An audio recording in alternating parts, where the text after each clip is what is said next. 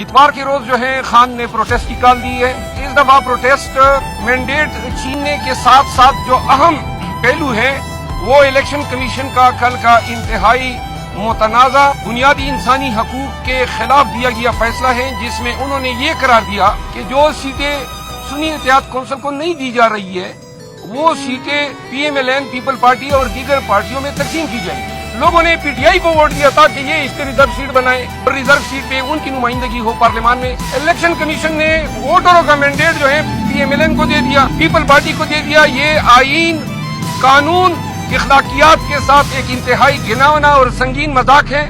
تو لہٰذا اس فیصلے کے خلاف اور مینڈیٹ کی چوری کے خلاف احتجاج جو ہے اتوار کے روز ہوگا. خان صاحب نے ہمارے ذریعے پاکستان تحریک انصاف کے ایم این ایز کو اور تمام صوبائی اسمبلیوں کے ایم پی ایز کو یہ پیغام دیا ہے کہ جبیاں نہ ڈالی جائیں. ایوان کے اندر کسی بھی حزب اقتدار کے ممبر پارلیمان سے اس طریقے سے گل ملنا کہ جو ہمارے ووٹرز کو، پاکستانیوں کو یہ پیغام دے کہ کوئی ٹوپی تماشا ہے، انہوں نے کہا یہ قطعاً برداشت نہیں کیا جائے گا. انہوں نے احتجاج میں تیزی لانے کا کہا ہے، انہوں نے احتجاج میں کوئی سہولت یا رعایت دینے کا نہیں کہا. خان کا مطالبہ ہے کہ پشاور میں جو احتجاج ہو اس کی خبریں دنیا کے آخری کونے تک جانی چاہیے. اور اسلام آباد اور راولپنڈی میں احتجاج کی ذمہ داری مجھے تفویض کی ہے. خان صاحب نے پارلیمنٹیرین کو دکھا ہے کہ اسلام آباد اور پنڈی کے احتجاج میں وہ شریک ہو جائیں.